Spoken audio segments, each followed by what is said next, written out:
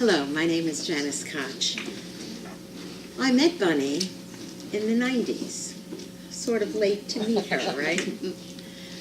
I got a master's degree in women's studies after being an undergraduate student in the sciences and science education.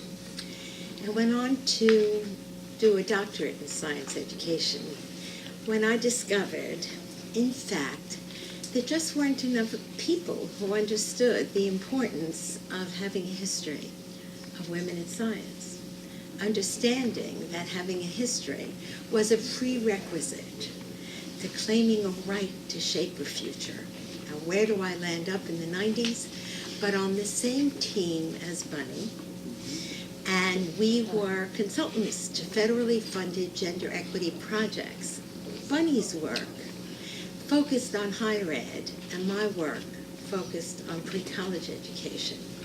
But of all the things that I remember, it was Bunny's applying her work on the chilly climate for women in college classrooms to the pre-college environment. And when we were working with teachers, at the time I was teaching a course on gender issues in the classroom, when we were working with teachers, the two of us were able to model for our audience what that might look like to be a girl, to be a young woman in a coeducational classroom who really was ignored, was not valued in the ways that her male counterparts were. Bunny brought that home by role-playing every single incident she would talk about. And of course, over the years, we connected, and when I moved down here from New York, we visited often. But I think what I want to share most with you today about Bunny, and all the things we say about her, how she helped us to look at all environments through the lens of gender. What are the girls and women doing there? What is their experience of sitting in that classroom? How do they feel about themselves? How can we help them feel better about themselves? Of all the things she did, she was so large in the impact she made on educational and social and corporate board environments.